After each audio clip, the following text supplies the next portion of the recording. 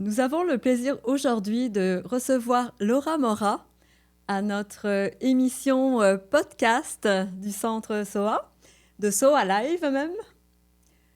Laura, ça fait quand même plusieurs années qu'on se connaît. Donc Laura, tu es maître Reiki. Oui.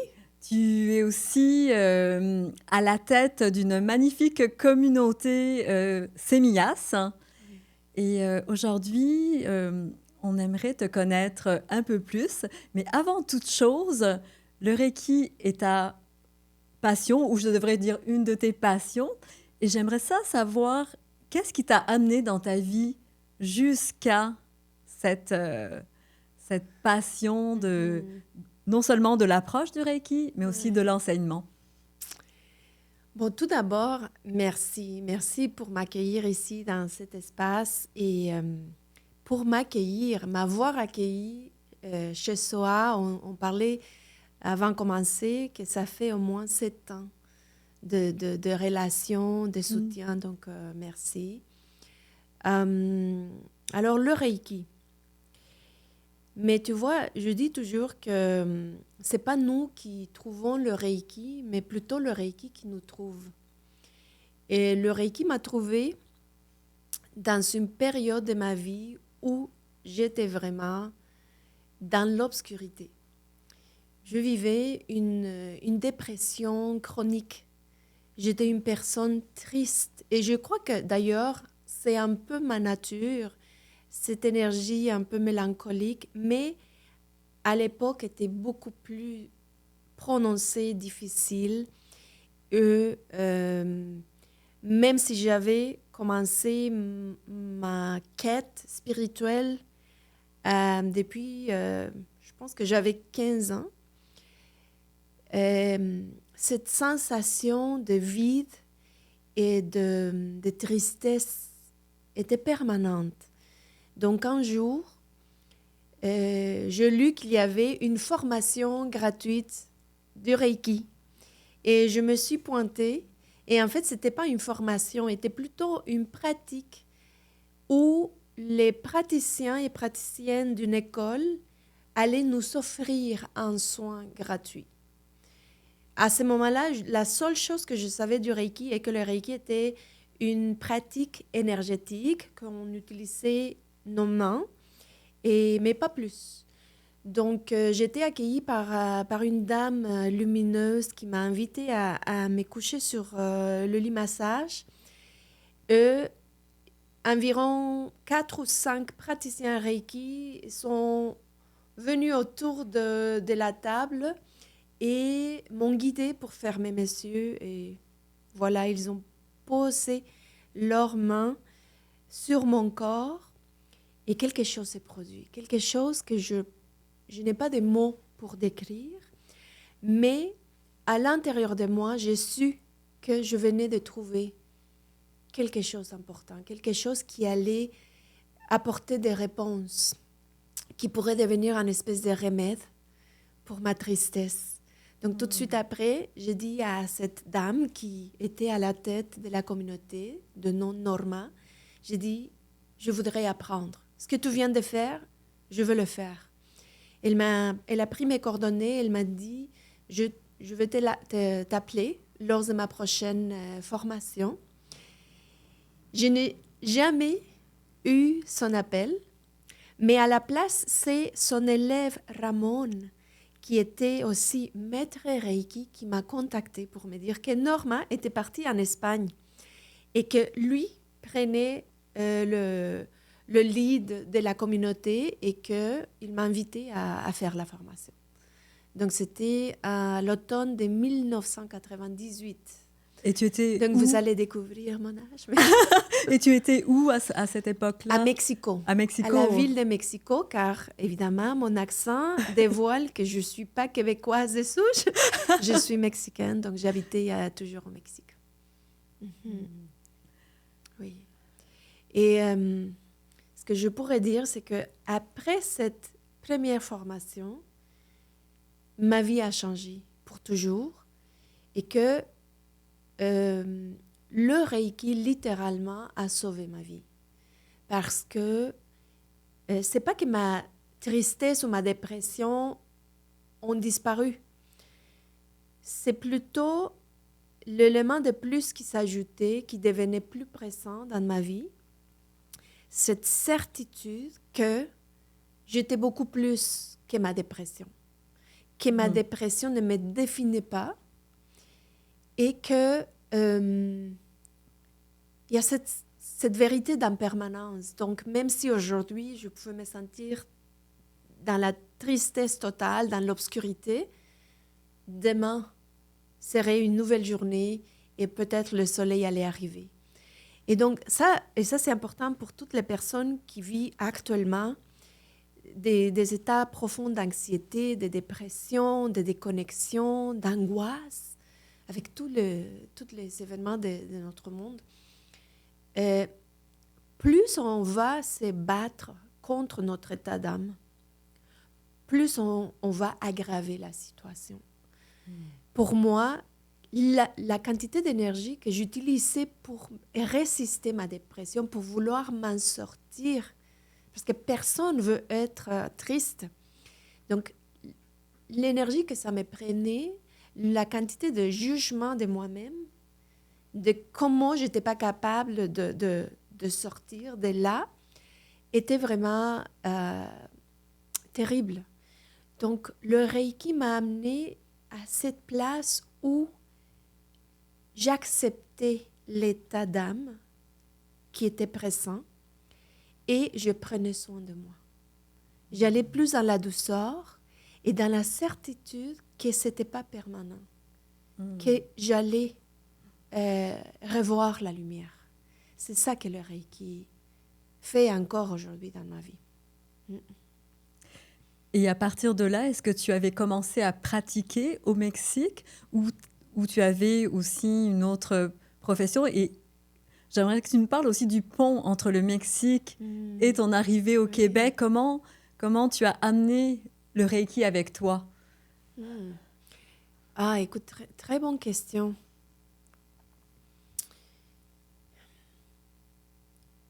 Quand j'ai appris le Reiki, je voulais faire du Reiki à tout le monde. Je proposais à toutes les personnes que je connaissais, je disais le Reiki est vraiment bien, tu vas voir. Et à un moment donné, j'ai même essayé de prendre le Reiki comme ma profession principale. J'ai quitté mon emploi pour me dédier à être praticien Reiki à temps complet. Chose qui n'a pas été facile à l'époque parce qu'il y avait encore beaucoup de travail personnel à faire. Donc, après une petite période, comme praticienne Reiki professionnelle, j'ai retourné dans le milieu corporatif. Moi, j'ai travaillé dans les hôtels, j'étais organisatrice d'événements. Et le Reiki est devenu comme mon accompagnant permanent, pour moi surtout. Et quand l'opportunité s'est donnée, moi, je partageais le Reiki avec d'autres personnes. Et au Mexique, à mon école, mon maître Ramon avait une belle communauté qui nous invitait une fois par mois à se rencontrer, à faire un échange de Reiki et on invitait tout le monde. Donc, on faisait des soins gratuits en échange d'1 kilo de fruits. Il faut dire qu'au Mexique, les fruits sont beaucoup moins chers qu'au Québec. Donc, les gens qui n'ont pas de ressources pouvaient en profiter d'une séance de Reiki par 5 praticiens en même temps, juste en apportant 1 kilo de fruits. Et la pratique de cette communauté m'a ouvert vraiment la conscience du service. La conscience et la richesse de venir ouvrir notre cœur pour servir à une autre personne. Et de reconnaître qu'en fait, quand tu ouvres ton cœur et tu offres quelque chose, c'est toi qui reçois le plus. Donc, j'ai continué avec cette communauté jusqu'au moment où il y a différentes circonstances dans ma vie qui m'ont poussée pour prendre la décision de venir au Québec. Au Mexique, en tout cas à l'époque, on croyait que le Canada était le meilleur pays au monde où on pourrait habiter. Oui, il fait froid, mais c'est sécuritaire, l'économie elle est stable, il y a des belles opportunités, etc. Donc, en 2002, j'ai décidé de venir au Québec, de visiter le Canada pour la toute première fois. Donc, je ne connaissais pas vraiment à quoi, à quoi je disais oui. Et c'était un choc. En octobre 2002, je suis arrivée ici pour la première fois comme résidente permanente. Et le Reiki venait dans ma valise. Donc, le Reiki était là présent. Et d'ailleurs, le choc d'une immigrante qui ne parle pas la langue, qui n'est pas habituée à l'hiver, qui après 2 jours de son arrivée, la neige commence à tomber déjà avec pas les bons manteaux, pas les bonnes bottes. Bref, la solitude aussi. Et le Reiki était mon compagnon, ma médecine pour me tenir, pour me donner la force de continuer et de savoir que c'était juste une période et que ça allait changer. Pour préciser, quand tu dis que le Reiki était ton compagnon, est-ce que ça voulait dire que tu te faisais des soins toi-même? Oui. Ou... Oui, c'est ça. Ça, c'est très important à dire. Merci de souligner ça. C'est que le Reiki est une pratique qu'on fait sur d'autres personnes, mais surtout sur nous-mêmes. C'est la première des choses que nous apprenons.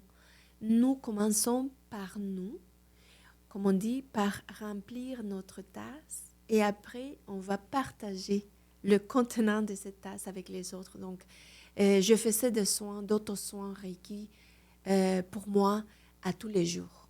Ouais.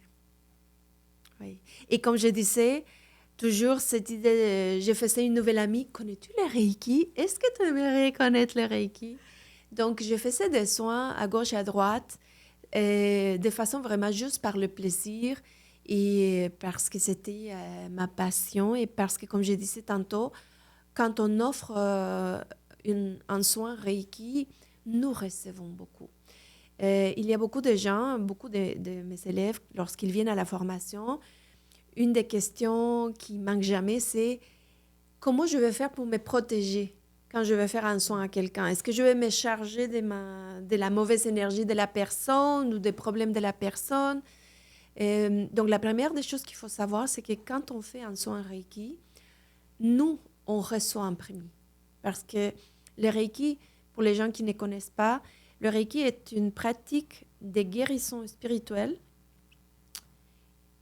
et on s'en sert de l'énergie universelle. On s'en sert d'une énergie puissante que moi, j'aime bien nommer l'énergie de l'amour. Et donc, on va canaliser cette énergie, mais ce n'est pas comme si on n'a pas cette énergie en nous et il faut aller la chercher. Simplement, on éveille notre conscience que cette énergie est déjà là, mais on peut certainement ouvrir notre corps, notre cœur pour permettre que le flux soit plus présent, plus puissant. Et alors, quand on fait un soin, on reçoit un premier et après, on va poser nos mains sur la personne. Et au moment donné, avec l'expérience, on n'a plus besoin d'être en contact direct avec la personne. On peut simplement connecter à travers notre cœur avec n'importe qui, n'importe où et laisser que l'énergie du Reiki agisse d'une façon parfaite. Merci pour cette description du Reiki, mais c'est plus que ça, on s'entend. Et en fait, ce que j'ai envie de demander pour les auditeurs qui ne le connaissent pas, l'historique du Reiki, Oui. parce que il y a plusieurs, j'imagine, il y a plusieurs maîtres Reiki, il y a plusieurs peut-être traditions. Corrige-moi, oui. Laura, si ça porte un autre nom. Donc, j'aimerais ça que tu partages un peu ton expérience et puis les origines de ton Reiki. Oui. Je sais aussi que tu le fais évoluer avec qui tu es.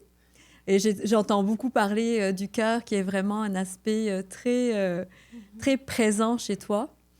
Et j'aimerais ça que tu nous le partages, tu en partages un peu plus à ce niveau-là pour pour des auditeurs qui ne connaîtraient pas toute cette...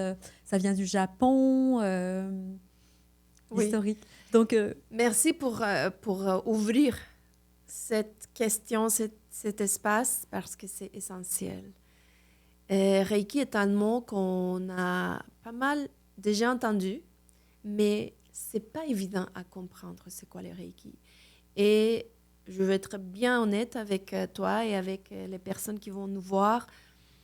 Et moi, je vais parler à partir de mon expérience de 26 ans d'être praticienne et à partir des études que j'ai faites. Mais je dis déjà qu'il paraît, apparemment, il n'y a pas une seule vérité au niveau du Reiki. Plus j'étudie, plus je trouve des différentes versions. Donc voilà ce que, pour moi, résonne. Le mot Reiki est un mot japonais. Et donc la pratique Reiki est une pratique japonaise. Et brièvement, 2 syllabes. Rei, qui nous parle de l'énergie du ciel. Donc l'énergie universelle. Ki, c'est l'énergie de la terre. Et ce qui nous connecte à nous dans cette expérience humaine. Donc le mot Reiki fait la connexion harmonieuse des 2 énergies. Et plus on connaît le Reiki, on se rend compte qu'en fait, c'est la même énergie, mais que dans notre qualité humaine, on oublie beaucoup de notre essence, de notre vraie nature. Donc le Reiki était une pratique qui existait au Japon, je ne pourrais pas dire depuis quelle année, mais depuis longtemps. Mais apparemment, il y avait plusieurs écoles de Reiki. Et c'est en 1922 qu'un Japonais de nom Mikao Usui, ou plutôt, comme on dirait au Japon, Usui Mikao, parce qu'on prononce en premier le nom de famille. Après sa propre recherche spirituelle, mais aussi une expérience dans une montagne au nord de la ville de Kyoto, la montagne Kurama, qui a passé 21 jours de méditation et de jeûne, il a eu une expérience transformatrice et d'éveil.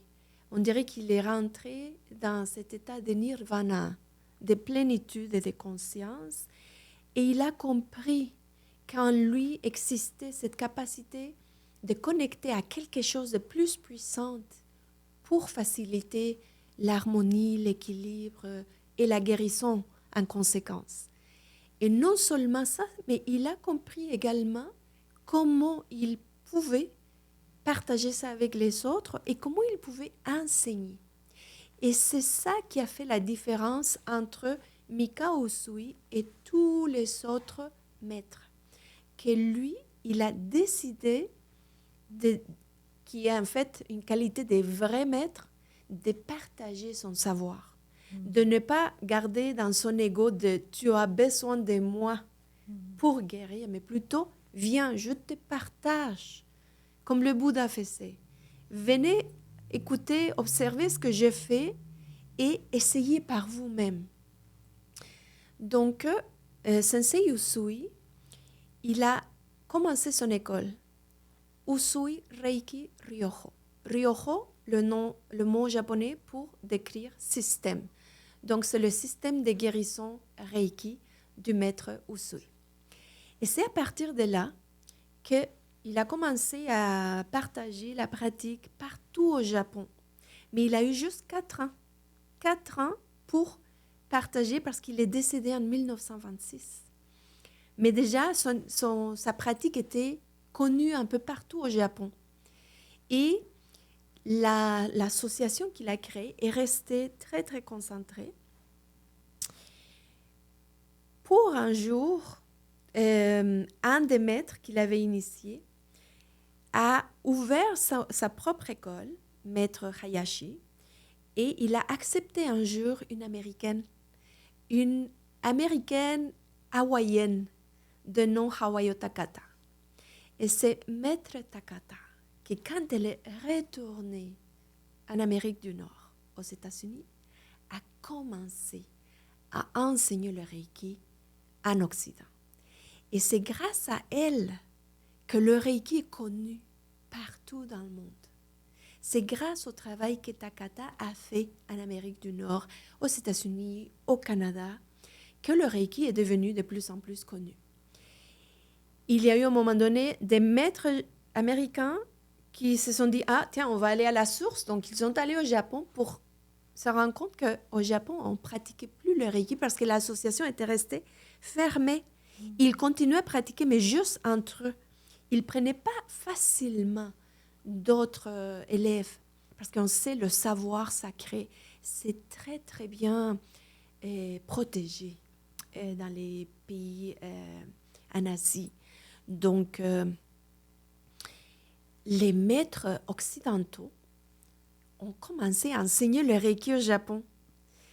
Et comme un maître que j'ai eu la chance de prendre des formations avec lui, Inamoto Sensei dit « Le Japon est le pays le plus ignorant au niveau du Reiki parce que c'est pas si pressant maintenant comme il est en Amérique du Nord, en Espagne, en Europe.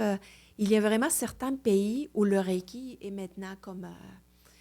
Donc, j'ai donné une très longue réponse, mais je crois que c'est important de comprendre ça. Et vu que il n'y a pas un seul organisme qui gère le Reiki, n'importe qui peut se décrire comme un maître Reiki. Il n'y a pas une entité qui surveille, qui offre des lignées directives. Donc, ce qui a fait en sorte, c'est qu'il y a eu plusieurs lignées. Donc, plusieurs traditions, comme tu l'appelais. Il y a la tradition japonaise et il y a la tradition occidentale.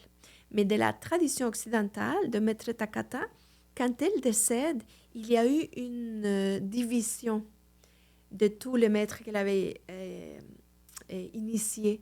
Donc, il y a eu encore deux différentes visions.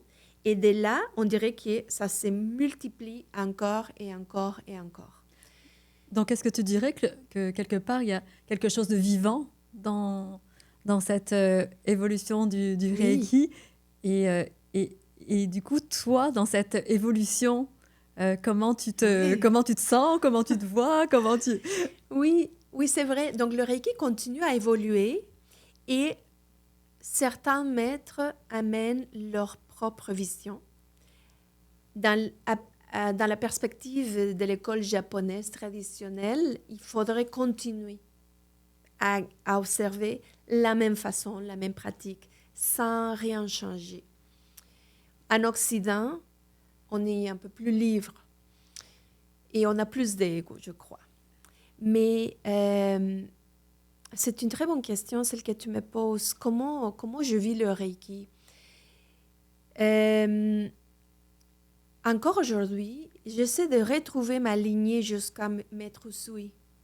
Donc, je suis rendue à 1, 2, 3, 4, 5 générations plus haut de moi. Donc, je connais le nom des maîtres qui étaient avant moi.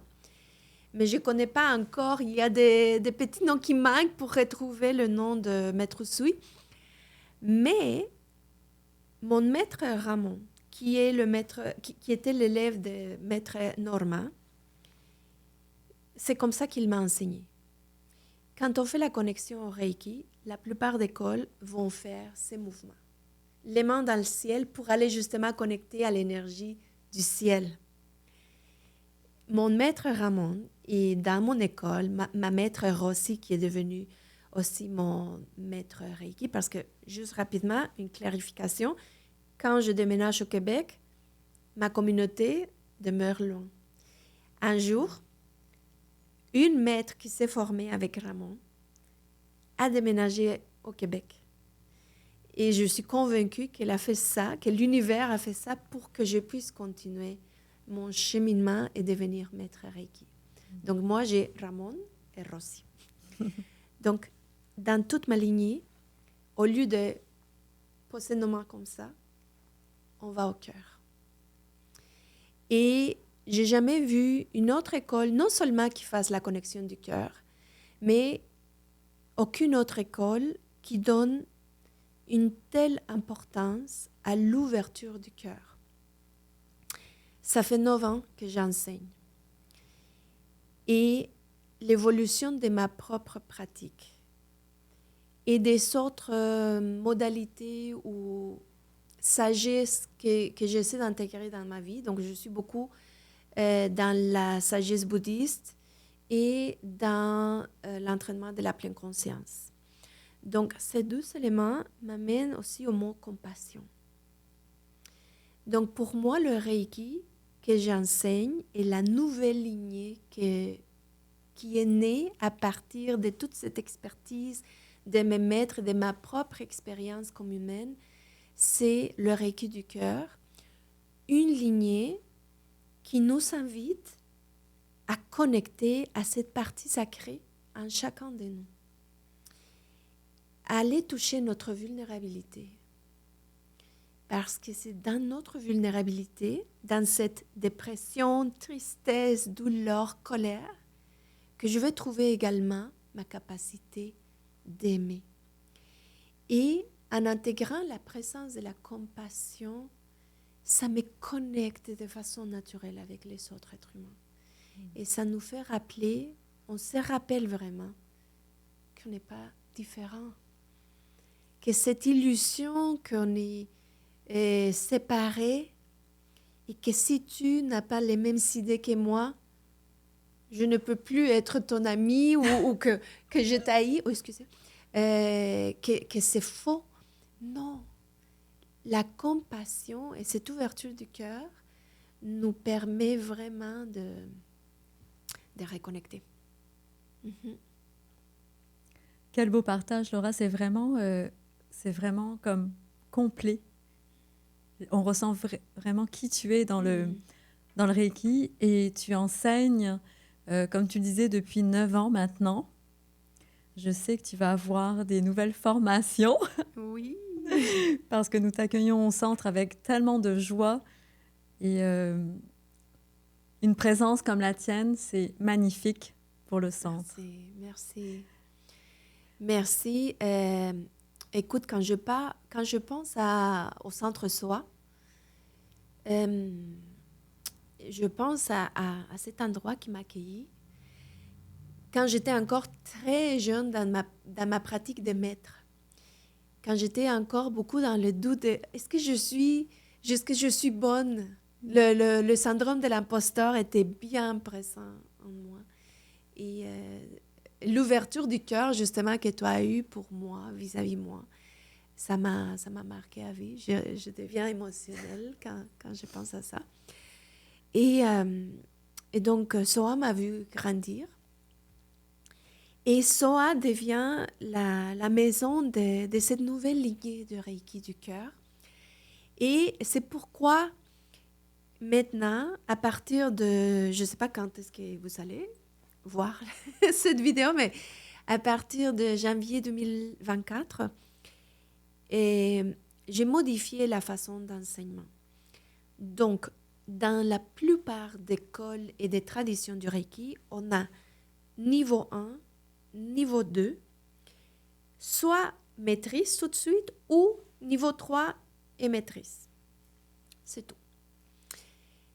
Ma lignée et ma vision maintenant, avant de te rendre praticienne de premier niveau, je t'invite à découvrir quelle est l'essence du Reiki.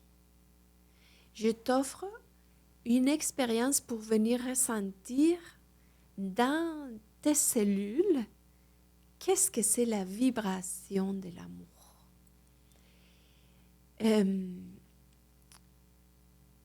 Et donc, le Reiki n'est pas une technique et n'est pas quelque chose que tu vas apprendre ici. Le Reiki est une expérience. En fait, le Reiki est une qualité de présence que nous cultivons, à travers laquelle, petit à petit, on se souvient qui on est et on est capable de témoigner notre propre vie, notre propre lumière et de témoigner l'autre. Donc, la formation s'appelle Reiki Essence et Présence. Parce qu'on commence par l'essence, on commence par, en travaillant sur nous-mêmes, beaucoup de travail personnel, on commence à ouvrir des portes. C'est comme si on enlève les couches qui protègent notre cœur pour connecter à l'essence du Reiki, à l'essence de l'amour. Et ensuite, la présence de cette énergie en toi pour devenir praticien de premier niveau. Donc, ce qui est connu comme un premier niveau dans les autres écoles, ici, est composé de cette double expérience pour non seulement découvrir l'histoire, la technique, la théorie, et les différentes façons d'appliquer le Reiki sur toi, sur les autres, mais avant tout, venir reconnaître que nous avons la capacité d'être le Reiki. Voilà. Donc, on aura toutes les informations, probablement autant sur ton site pour les prochaines formations, si tu veux donner si tu veux donner aux auditeurs le nom de ton site, Laura. Oui, pour les informations. Donc, en fait, pour l'instant, c'est plus mes réseaux sociaux. Instagram, c'est Laura Love Reiki. Et sur Facebook, c'est simplement Laura Mora, et coach spirituel, parce que je suis coach aussi. Mais le site web sera affiché bientôt parce que le site web a le nom de mon école que je vais annoncer, que je vais partager avec tout le monde bientôt, mais qu'elle est en train on dirait qu'elle est au four maintenant, elle se cuisine lentement.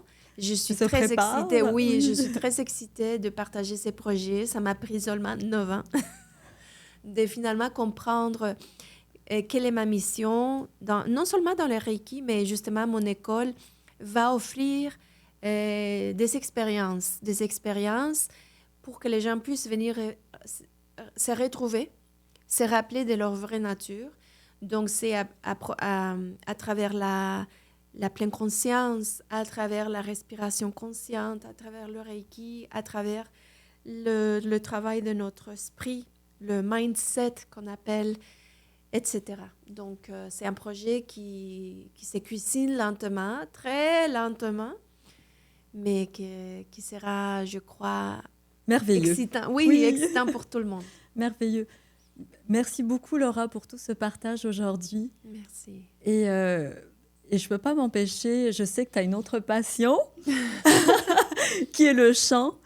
Et j'aimerais beaucoup, pour clore ce podcast, entendre ta voix, si tu veux clore avec un chant et après partager ce qu'il représente pour toi, en quelques mots, ou pas. Oui. Donc, je te laisse la liberté. Merci. Mais peut-être d'écrire, c'est quoi pour moi? C'est plus facile que déjà chanter devant la caméra. Pour moi, le chant, c'est la médecine. Oui. Comme je disais avant de commencer la séance, quand j'étais petite, j'étais convaincue que c'était ça ma mission. Et je prenais, à chaque dimanche, je prenais toute ma famille, je les assoyais et je chantais devant eux. Donc, je créais des opportunités. Quand j'ai eu 15 ans, mon cadeau de fête, c'était un microphone professionnel. Wow. Donc, le chant, c'est ce qui m'alimente. Et je crois que maintenant, je suis prête à aller plus vers ma passion. Donc, c'est ça, c'est un aliment essentiel dans ma vie. Il faut que je chante à chaque jour. Donc, la douche, c'est vraiment ma place. Je pense que pour plusieurs d'entre nous. Et alors, qu'est-ce que je pourrais chanter? Il faut aussi dire que le chant, pour moi, c'est la connexion à ma racine. Parce que les chansons que je chante, j'ai déjà essayé les chansons spirituelles, parce que c'est comme dans mon métier. Mais en fait, ce qui connecte vraiment avec moi, c'est la musique traditionnelle mexicaine, le mariachi, surtout les chansons où on est vraiment avec le drame total. Mais je ne vais pas chanter ça pour faire pleurer personne. Mais il y a une chanson que c'est festive au Mexique, qui s'appelle... attends, comment est-ce qu'elle s'appelle? Je vais la chanter parce que je ne sais pas si c'est Cielito Lindo. Mais ça dit quelque chose comme ça. Qué bonitos ojos tienes debajo de esas dos cejas, debajo de esas dos cejas. Qué bonitos ojos tienes. Ellos me quieren mirar, pero si tú no los dejas, pero si tú no los dejas, ni siquiera parpadear. Malagueña salerosa. La chanson que je voulais chanter, c'était Cielito Lindo, qui n'est pas du tout ce que je viens de chanter. Mais en fait, c'est magnifique parce que je comprends quand même l'espagnol. Et ça, pour moi, c'est sans connaître tout le refrain, etc., les yeux du cœur. Quelle belle façon. Oui, c'est Malagueña Salerosa et que d'ailleurs, je pense que, je ne sais même pas si c'est une chanson mexicaine, mais je sais qu'on la chante beaucoup. Mais si vous restez encore quelques secondes. Et ça, vous le connaissez. C'est pour ça que je voulais chanter ça.